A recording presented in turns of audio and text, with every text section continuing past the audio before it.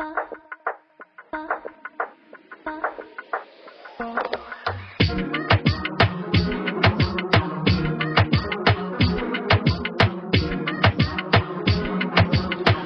to another episode of Emotional Nightmares. My name is Tyler. I am your host. Again, we are coming from 831 Club here in Butler. Still down here, still doing episodes. So we got a few more that we're gonna record. So if you're seeing this, you realize the backgrounds aren't the same as the other episodes. That's why. We're gonna cut back and forth between them. So with that being said, I am going to introduce my next guest, which is Jason. So Jason's here to tell us about his experience. So Jason, go ahead and introduce yourself. I'm Jason Beckwith. I'm a person in long-term recovery, and for me, I've been sober since 6/15 of 15. Just over 9.5 years, I believe. Well, a little less, actually. Currently, I live in Butler, Pennsylvania, where I grew up most of my life. And turns out the city's different than it was when I was out there ripping and running. I never thought I'd get sober in my hometown. I always thought I couldn't get sober in Butler. It was Butler's fault. Well, yeah, it's so much easier to blame other people and take responsibility for your own actions. Absolutely. That's definitely a major step I had to take, which was take responsibility for my life, stop blaming the world and the woes of the world for me being where I was at, man up, look in the mirror and accept that responsibility. Therefore, I could make changes to my life because ultimately I had the power to influence my life, and pretending that I had this victimology for, I spoke victimese very fluently for the first 28, 30 years of my life, and all that did was kept me in the mental prison, and I kept building more and more walls in that prison and not even realizing I was the architect of my own demise. Yeah. So, I grew up in Butler, small town. Originally, I came from Cranberry until I was like 7. We moved around every year till I was 11, so every year I'd start a new school district, be the new kid. We would move after the school year. We'd start another school system, be the new kid, up until I was 11. So for about 4 years, back to back to back to back, I became accustomed to being the new kid. Moved to Butler, the bustling metropolis of Butler, PA. I think there's 30,000 people roughly in the city. For me, I grew up in rural areas, which was Mars, Cranberry. Cranberry before Cranberry blew up. Cranberry was like a one strip mall. There was a Kroger's and a Best Western. Now it looks like Strip Mall America. But at that time, there was nothing but hills and fields. Yeah. So I grew up. And Verizon. They had the best Verizon call center. I remember. Yes. Yes. I lived in Aliquippa, and I remember being like, "Oh, if we could just go to Cranberry, we can get a good job over there." My niece worked for them. That's why. Yeah. So she worked there. Yeah. So they're like Evans City, all the outside areas of Butler, and they were all rural. So to go hang out with people, kids my age, I had to go a long distance. So mainly I was an isolated loner, but I had a couple friends here and there, associates, because they didn't live there long enough to really make those connections. I moved to Butler when I was 11. I instantly got in trouble with the law. I stole a TV guide out of a mailbox. I didn't realize it was a federal offense at the time. I was 11 years old. Right there. But, they gave me 2 years probation, and I parlayed that until I was... For a TV guide? Yeah, because it was a federal offense. Like, they thought at this time in Butler, crime was not that prevalent at the time. So the TV Guide Bandit was one of the, top stories of the Butler Eagle at the time. That's hilarious. So that was my first interaction with law enforcement. And I look back reflectively now and realize I have anti-authoritarian, deeply rooted within my system, still to this day actually, but I've used that as a strength today where it was a weakness before, because how I was directing that energy, it was to cause destruction in my life, where today it's to improve upon and help other people. So I've learned how to use these things as strengths that used to be weaknesses, and weaknesses turned into strengths, kind of. And that's where this process of recovery has really taken me, to be reflective and self-aware that I'll never be perfect, but I don't believe in being content but satisfied. I don't want to be content, but I'm satisfied where I'm at, and I know that there's a better version of me out there, and it's my job to go run it down. So 13, skipping school, even in 6th grade, I think I remember hiding out and I thought the cops just ran kids down for skipping school at this time, because I didn't realize. So we hid out, just beating the system, just for no apparent reason. Ended up getting more in trouble, retail thefts, just small petty stuff, vandalism probably. And I got locked up when I was 14. I went to George Junior Republic, and I ended up being there for a year. I got kicked out of George Junior, which I didn't know that was a thing possible, but then they sent me to Glen Mills. So I did about 20 months from the time I was 14 till I was 16 in juvenile facilities. So again, people coming and going. It became a theme in my life where human beings were there for a season, and that's pretty much how I looked at people. That connection on a human level was always missing for me, because I knew that these people wouldn't be there in my life long, so I viewed people as temporary. I get that. So once I got out at 16, I drank a little bit. I had graduated at 16 years old from high school, but I needed a year off because, I was stressed out as a 16-year-old with all these no responsibilities. So I took a year off, and I got a job at the Shop and Save that used to be actually right across the street from here, bagging groceries, collecting carts, making my own money. That's the first time I ever did that. But that was at 16, and then I didn't do much. Then I started, I hate the word, experimenting with marijuana. I was partaking in smoking of marijuana with people my age, and drinking to excess from the beginning. Alcohol tastes like shit, to be honest with you. To me, it was always for the effect, escaping myself. It was never, oh my God, this vodka. Because first of all, when you're 16, you're buying $6 vodka. It's like somebody. Wave. Yeah. Nikolai was like top shelf at this point in my life. So we would drink alcohol and just do stupid kid stuff. At 17, I did a couple burglaries, breaking into buildings. We were kids, but stupid. They followed footprints in the snow, because it didn't take Columbo to solve that case. So they walked right back to your house. Well, yeah, they just followed our tracks. But I mean, we were 17. We weren't thinking everything through. So I ended up getting moved up at this point at 17. They certified me because I already had did 20 months as a juvenile, and they just put me in the Butler County Jail. And when I first went in there, I still remember the fear.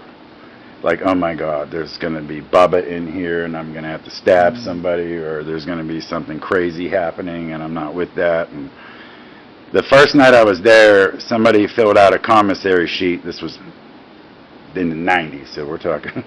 Somebody filled out somebody's commissary sheet, and people on the block told on the individual. And instantly I knew juvenile was worse than the adult facility, because you wouldn't do that in a juvenile facility. Right. So I kind of lost that fear. And as we were discussing earlier outside this, I accepted that this was part of the lifestyle. I got out. I did 5 months the first time I was in there. I got out drinking, started eating painkillers. Vicodin was around, so eat handfuls of them, maybe some perks, things like that. But those were every once in a while when they were available. Benzo's Valium was around once in a while. Just anything didn't really matter. I partaked in the facilitation of distributing of LSD, When I was younger, that was kind of my hustle. So I sold that. Jerry Garcia passed away, kind of messed up my pipeline. So I moved on. At that point, I had done like a 1/4 gram of cocaine. Some biker had it and was just trying to be cool kid, so we bought a 1/4 gram of it. And I had this brilliant idea that if I bought some of this stuff, I could sell that instead of the acid, because I couldn't get acid no more. So I bought some and started using that. And turns out I'm addicted to pretty much anything that helps me escape me. No shit. Yeah. I went around town pretending I was law enforcement and robbing drug dealers that came from out of town.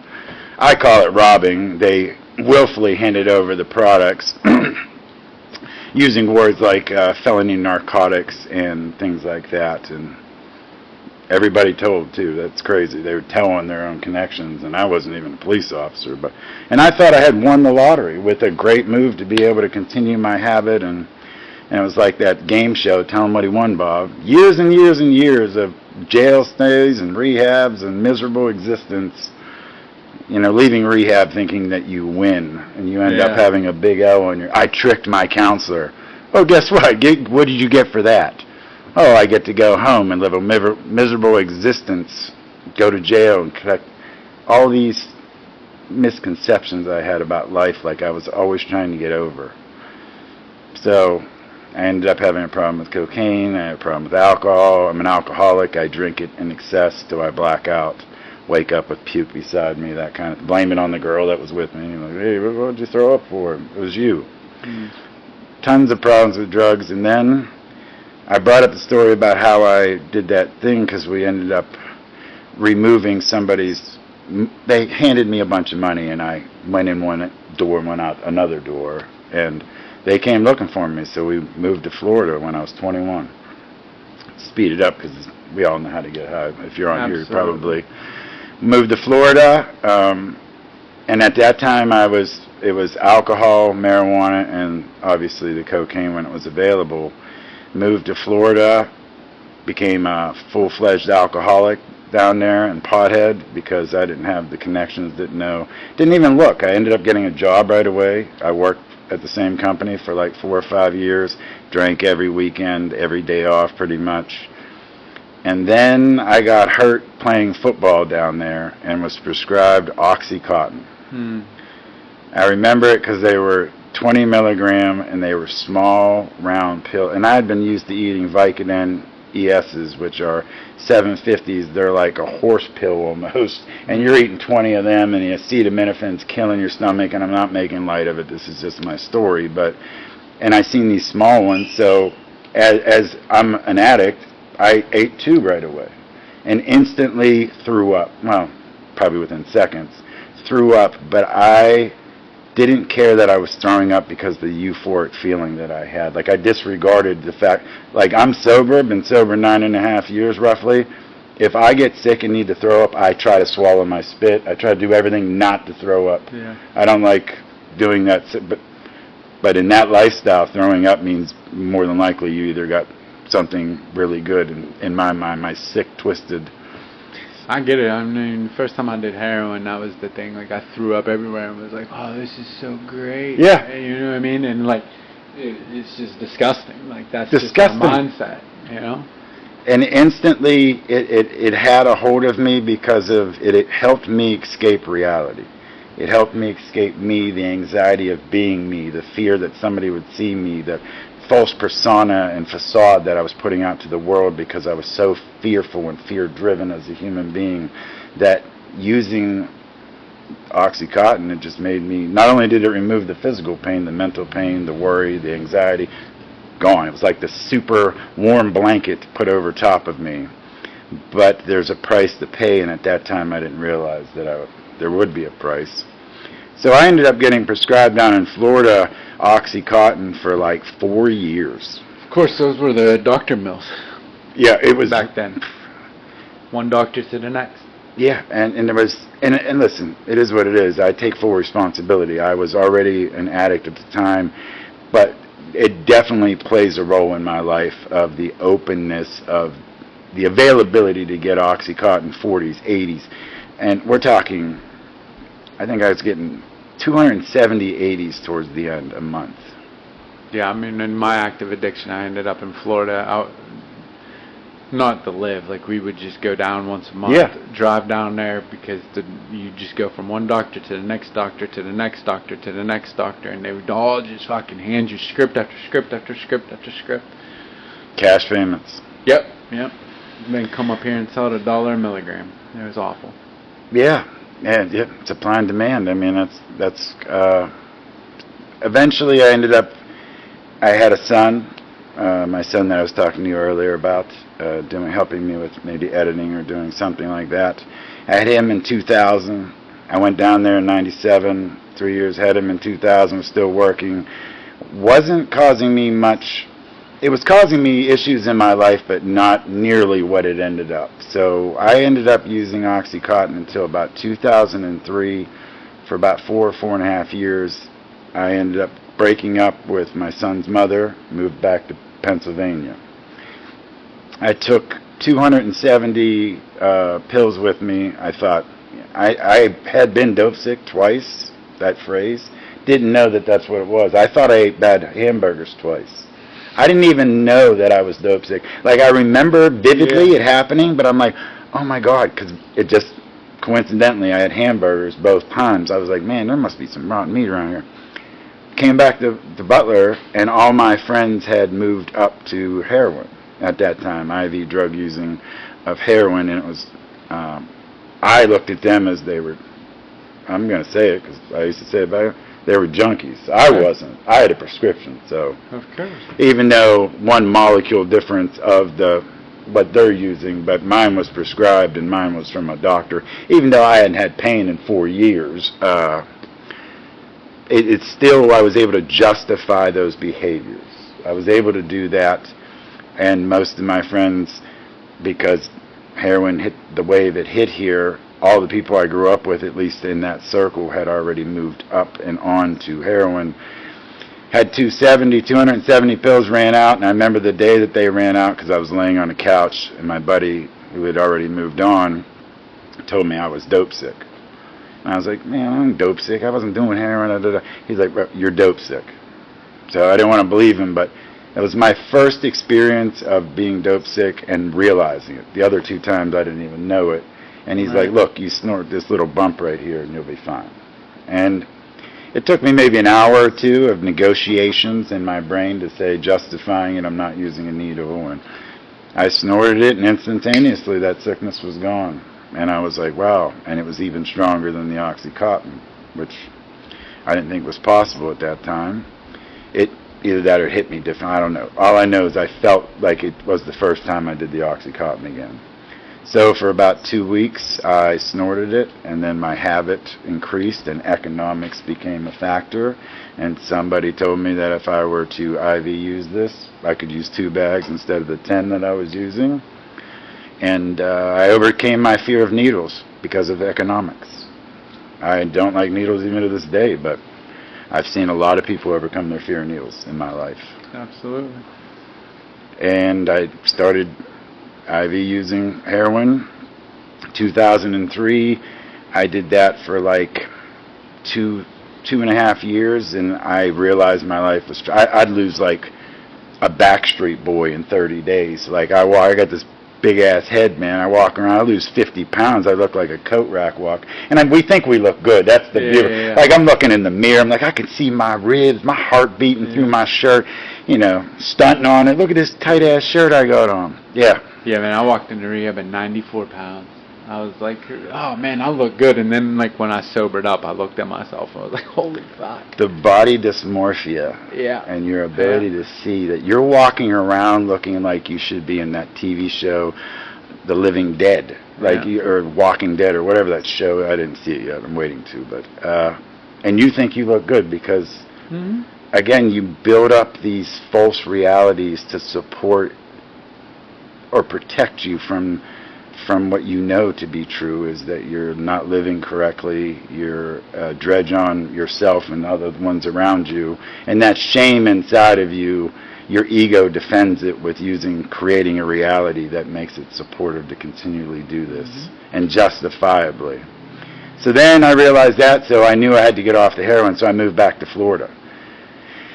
And my buddies at that time were casually using cocaine, and they actually were kind of, like once every couple weeks. But I wasn't casually. Instantly, I started IV using cocaine down in Florida and realized that going from heroin to cocaine, at the time, I ended up coming back to Butler like a year and a half, 2 years later to get back on heroin, to get off the cocaine. And this was my mindset, because I could not perceive existing on this earth with no chemicals at all. That doesn't even sound real. Like, no pills, no alcohol, no weed, no nothing? You mean just Han Solo, just, sober? I couldn't fathom that even being a possibility for me. So I moved back and forth. I ended up getting on methadone, I think 2007, 2008. Was on that for like 2 years. Detoxed off of methadone in the Butler County Jail. They were very supportive of that detox.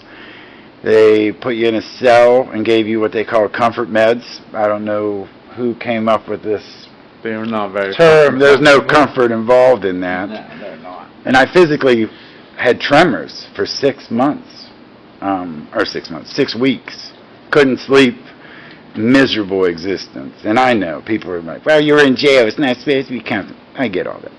I'm not saying I should have been treated any better. I caused the pain. That pain is what catapulted me into the life I am today. It just took me a while to build up enough pain. Right. And not everybody gets that opportunity, so I understand that there's no amount of pain that should be equal to somebody, making changes in their life, but that didn't stop me. I got off the methadone, dabbled a little bit here and there. At 2010, 2010, my 7-year-old son was killed in an automobile accident, Logan Beckwith. And at that time, I was I hate to say I was an alcoholic pothead. I smoked marijuana every day, and I drank after work. I worked at a hippie shop here. I'm not even going to mention the name, I don't need the badness, but I worked there, and smelled like patchouli, if that's even how you prescribe it, or describe, or say the word, but which I hate that smell today. That's just me, though. Maybe because it correlates with that time in my life. I love it. But once my son passed away, I instantly called people that I knew, because I knew internally that what I had been doing to escape reality, enhance my life, cope with life, wasn't going to be sufficient to deal with that. And that's when I started partaking in benzodiazepine, and copious amounts of benzodiazepine. And back on heroin. At the time, it was still heroin. So basically, you're just rolling around in a blackout. Yes. What I called it was a chemical lobotomy. Yeah. And I thought I had made it. At one point, towards the end of my story, I'll speed it up because I feel like I'm doing a drug log, but at one point, I remember sitting in this guy's house I was staying with them because couch surfing, that's kind of some of the things that some of us do, I was doing. Well, the guy's house I was couch surfing at, he went to jail because he had a probation violation, and his girlfriend went to rehab, so I was left in this place all by myself. You think I was going to be like, well, I shouldn't be here. I had no place to live, so I was there. And then, of course, I stole all the copper pipes out of the place because that's what we do. Besides the ones that went to that bathroom, because I was like, you got to save a bathroom so I could use it. I got $80 for that, and I paid back $4,700 in restitution, which I've paid up today. It's all paid off. Not a good return on investment. $80 for $4,000, yeah, not good. But I remember sitting in that room watching Harry Potter box set. That's all we had, no cable. And just hating my existence. And I was eating handfuls of Klonopins at the time, and it wasn't working. That pain from my son's death, the pain from me living the existence I did for so long, that pain just kept bleeding through that wall, of the chemical wall that I had been using as a protective shield. It wasn't good enough, and I remember sitting there and actually making a conscious decision. I needed to kill myself or change. That was all the options I had left on the table. I was backed up into a corner. Nothing else. This was not working for me anymore. Everything I used to escape myself was no longer there. It didn't work. So I made the decision, and I thought I was going to do it. I went to rehab. I went to one of the local rehabs here, made it 50 days. Got kicked out because I tried to start a relationship in rehab, and those are always positive. Why work on me when I can distract myself with something else? Take a hostage. Why not? Take a hostage, or I might have been the hostage. You never know in those situations. I'm not gender biased when it comes to hostage taking. So I got kicked out in 50 days. Ended up going back to jail a couple times. Ended up getting shingles from stress. Like, I didn't even know. I've seen commercials with old people, no offense, but mostly, and they're like, it's from stress. And the Butler County Jail wouldn't take me. They released me because I had it. I was like, I'm dying.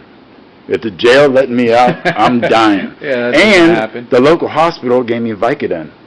I was like, I'm definitely dying because I had burned that bridge at the hospital. My leg could be severed. They'd be like, here's the Tylenol. Good luck.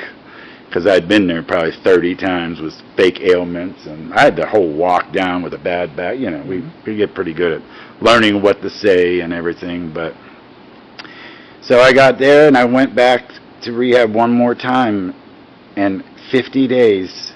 I'm in there, it's like 35 days in, and on the front page of the local paper, it says felony warrant with my face on it. I had partaked in acquiring of pharmaceuticals illegally with having prescription pads and things like that, and 3.5 years later they filed the charges. I was like, and you know how we justify this. I look back how just entitled I was. I'm in rehab trying to change my life around. Shut up. I mean, that's the common thing. I know working in rehab now, like I'll get people, you know they're going to go easy on me because I'm in rehab now, and like they know I want to change my life. I'm like, yeah, but do you? You think you're the only one that's ever said this to those people? Like you're the anomaly to this? Yeah. So I made a decision to turn myself in. I actually left rehab 50 days in. My sponsor that I have today, I met there. That's a whole other time for another episode. Pretty funny. I had to humble myself and ask him. But I got out, went to my sister's house. I had roughly a handful of Klonopin still left. Stash, because, we ain't trying to really, I will get sober, but I mean off of the heroin, not everything, but the stuff that's causing me the most problems, I'll check them off the list, but not everything. I took some of those with me into the jail. I had a whole nice book bag, everything, some tobacco, like a Cub Scout. I was going prepared. And I went there 6/12 of 15. My sobriety date is 6/15 of 15 because I was intoxicated for the first 48 hours I was in the county jail. And I don't count that. I didn't get sober until the 15th because that was the last day that I had nothing left. I remember it, and I was like, oh my God, I have to do jail sober. Because, you see, active addiction Jason commits all the crimes, and sober Jason does all the jail time. I always thought that was a shitty trade-off, that sober Jason was willing to sacrifice. Yeah, sober Jason will do that jail time. I'm going to get high right now. I've been on camera. I attempted to rob Eaton Park one time trying to get a milkshake. They called me the Smiley Cookie Bandit for 18 months in the county jail. That's one of my highlight reels. I tried to steal a fax machine back in the 90s, all drunk once. Thanksgiving Eve, the cops come to my house. They knock on my door. My mother wakes me up. They ask me where it is. Thanksgiving, family's coming over. I point to the closet. They find it. They leave. We'll send you charges in the mail. And I went right back to bed.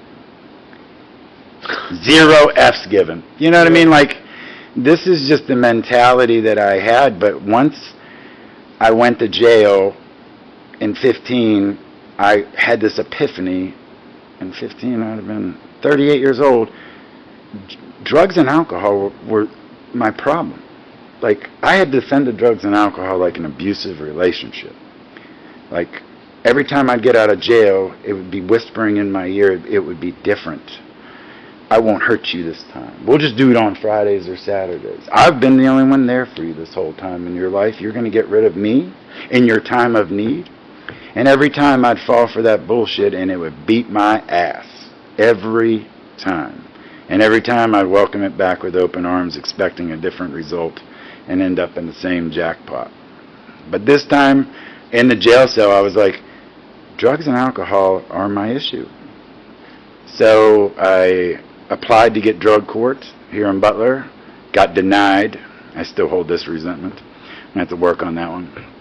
I'm in jail with some of the usual suspects too, and they're all getting it. Yeah. And I'm like, how bad are you that these people are getting it and they're denying you? So I got lucky, and at the time the public pretender, I'm not going to call it, the person that pretends to be your defense attorney ended up becoming a district attorney. So I got this person that hadn't been beat down by the system, was actually still trying to work for people, and they reapplied, and I got it. And I got into drug court and went to rehab in Indiana for 45 days, went to a halfway house out in Altoona, came back, lived in a recovery house for like a year, hit the ground running. Nothing stops me but me today. It's me versus me. There's nothing, no excuses. Winners make adjustments, losers make excuses, man. I have zero tolerance for excuses in my life. For me, I don't give them, nor do I take them. I have to live this definitive, though. I can't leave doors open or reasons, because I'll compile a list of what justifies me to do something, and next thing I know, I'm allergic to drugs and alcohol completely. This is my story. I'm not saying for other people. I can't smoke marijuana. I can't partake in alcohol. Alcohol will lead me to cocaine, which will lead me to an opiate, because I don't want to come down off of cocaine because I'm not a rookie. So I'll justify this, and I'll be back. Oh, I just won't use heroin for 3 days in a row because then I won't be sick. Said me 50 times. I've tried to detox myself on Suboxone, like writing lists, like I'll do 2 today and 1.5.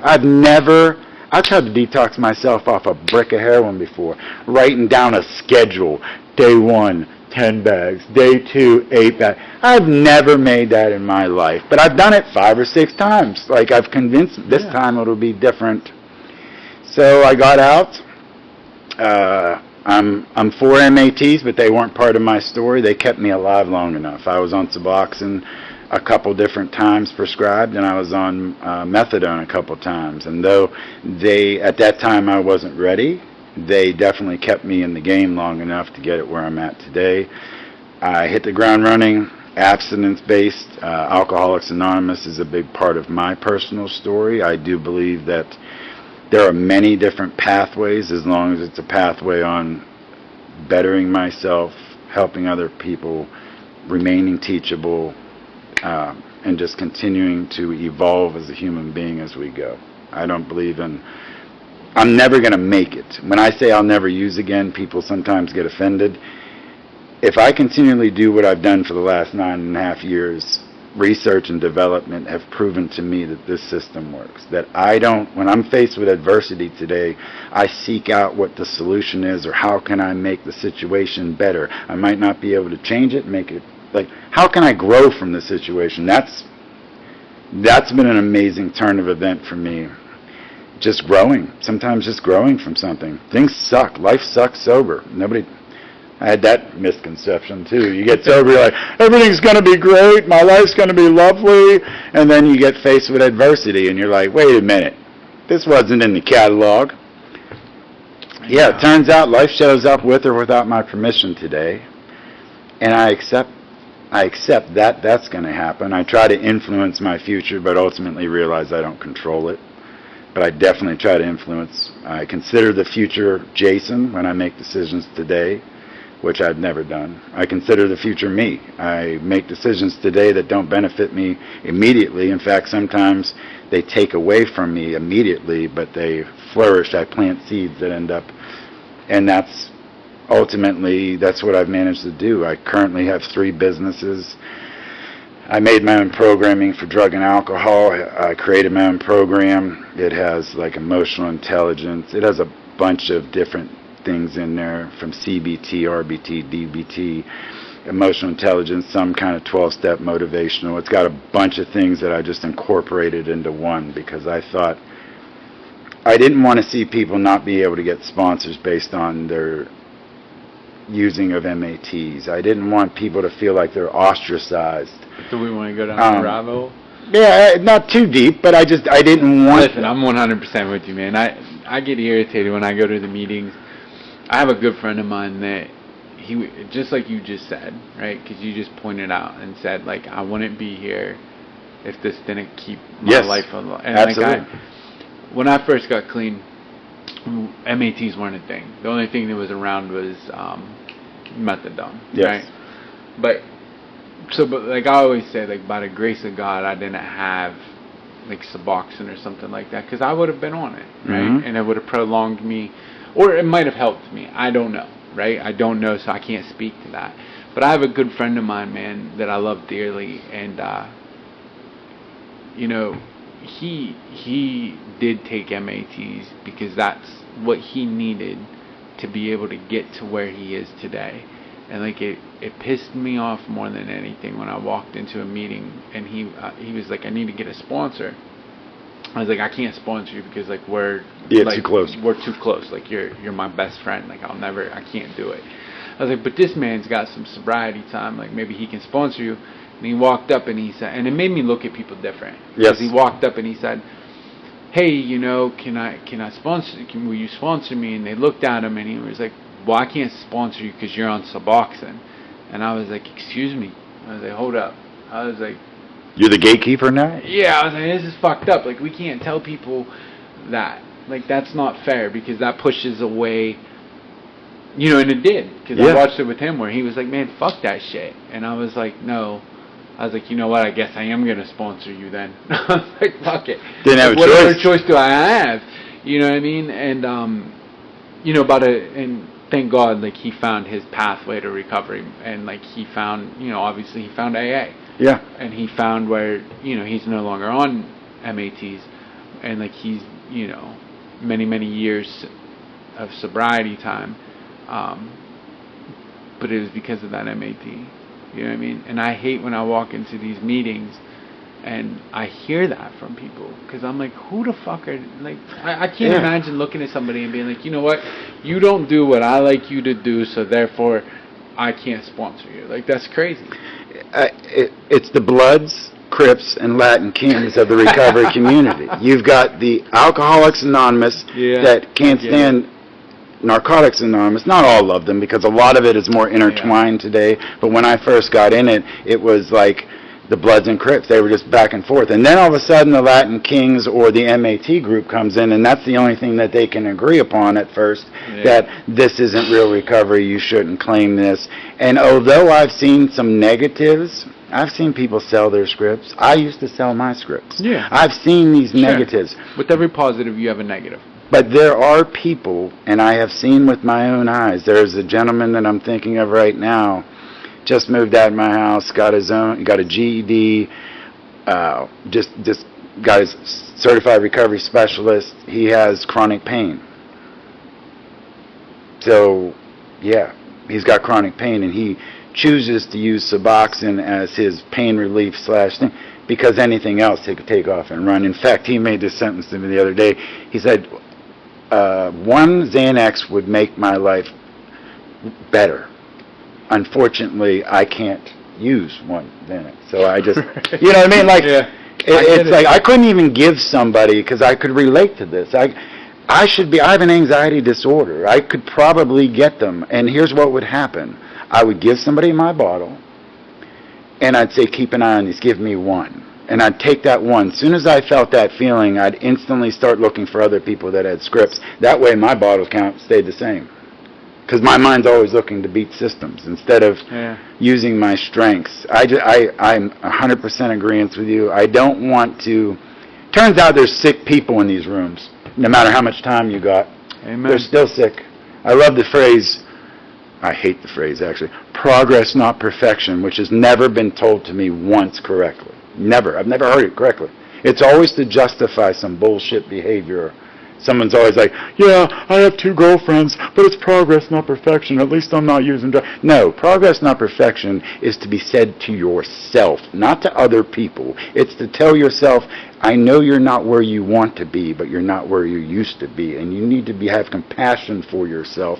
People use it as a screen. This is that manipulation of our brain where we take positive things, distort the shit out of them, and use them to hurt ourselves. And because I've just seen it, and that's just one of the things I've seen distorted, where it's like, yeah, I know that I'm snorting Willie B's in the bathroom, but it's progress, not perfect. How you living? You know what I mean? Like, how are you living? Yeah. Like, then and it's not a judgment thing. It's a majority of people that I find that I work with, which I've worked with 1,500 roughly in the community up to this point. A majority of people, once they get to this stage of my interaction with you, have already done enough research and development to prove to themselves that they shouldn't be the CEO of their life. Yeah. You know, I'm just like, let me see your resume. Yeah, I mean, and I think that's why the program of recovery, I try not to use their initials. Yeah. But that's why I think I always tell people the steps are flawless. They are flawless. The steps work, man. They really work. The problem lies is when we try to control the steps for somebody else, even with myself, because I'm wrong. Right? Yes. There's many times I'm wrong. Many times where like I have to challenge my own thinking, or somebody else will challenge my thinking, and I'll have to look at it differently, because we're wrong sometimes, right? Emotionally attached. Yeah, absolutely, right? Where it's like, well, I viewed it like this, so therefore it's got to be this, and like that's why like this is addiction to me is all about perception. It's my perception on life. It's my perception on reality. Sometimes it's fucked up. Sometimes it's not, right? Mm-hmm. But at the end of the day, you know, this is where like the steps, man, are flawless. They really work. And unfortunately, sometimes people get in there who have no business trying to tell somebody else how to work these steps. That's exactly. And because they're not working them. You know what I mean? Like, I'll see somebody like I don't know, like I'm not going to take relationship advice from a guy who's married but has a mistress. Yeah. Right? So why would you do that with somebody in recovery? Yeah. You know what I mean? Like the same concept. You know? I agree with you 100%. I want to make sure that I definitely get this out. The 12 steps, it used to say, never have we seen a person fail that has followed our path. They switched it up and made it rarely because they wanted to give people at least some kind of compassion for themselves. But if you follow those to the best of your ability, you'll never use again. It's daily. In my personal viewpoint, because, and I mean really, but what I've come to find is I see people, and I don't want to go too long with this, I see people that have been to treatment so often they know how to become the character, the treatment character. Yeah. They become the actor. They know what to say, when to say it, how to say it. They become the big book toting kind of person, the Joe Recovery. They called me that, by the way. They become these people, and unfortunately, they don't ever get to come from here to here. These two never connect because they're only saying things based on what other people will think, not what they think of themselves. Yeah. So they don't even realize they're acting. Like, it's so entrenched that they need to be these people. I've been that person. Yes. I sat in rehab and did that before, where I sat in rehab and I knew what to tell my counselor because I'm a system kid. I grew up in the system, and yes. I've been in juvie since, I mean, I never did high school. I mean, you know what I mean? Yeah. So, yeah, I mean, I get it. We all learn what to say, so. But that's a good topic. I'll let you take that one to your podcast. Yeah, I don't want to run with that too far. I'll come on and debate that one with you. I'd love to do that. I'll finish up where I'm at today. Where I'm at today is we have 5 recovery houses here in Butler. I created that program because I'm not trying to make my own 12th. I just wanted to create something that maybe could increase the odds of people I think it's awesome. obtaining and maintaining sobriety. I wanted to innovate on some things because we talked about earlier, I don't accept the fact that the numbers are what they are. I think if I diligently try to enhance or improve upon things that are currently there, and we can lessen this numbers even by 2%, that's 2% of these people that are still alive. People still got their brothers, sisters, mothers. It's worth it to me to attempt. I have a wife today. I have a car. I own a house. I drive legally. I accepted I'd never drive. I had got underage drinking when I was 15. I parlayed that up until I was 41 years old. I had to go take the driver's test with a 16-year-old kid. I was scared to death because if this kid passes, I had been driving illegally because I catastrophize. And I'm like, what if you fail? Well, thank you. You know what I mean? What if this isn't a panic attack? What if it's an actual heart attack? And you're like, oh, thank you, brain. Sometimes my brain's out to get me. But I'm okay with not being okay today. And these are only some of the rewards that I've gotten from being sober. I've got friends in my life.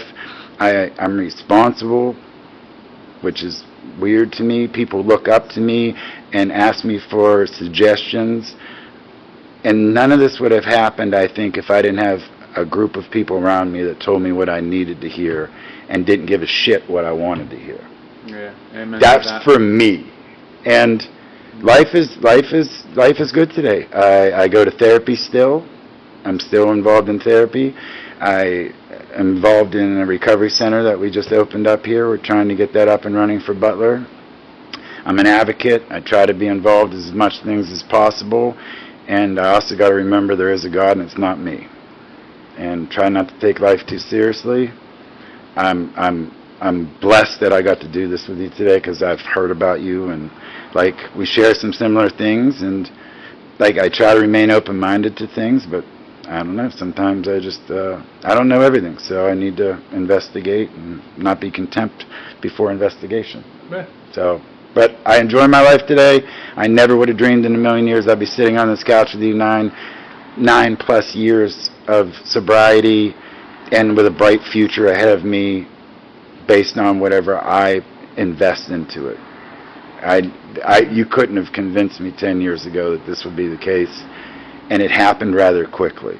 And I just kept rinsing and repeating, kept just not picking up. And I don't judge people because, believe me, for 28 years, you know what I mean?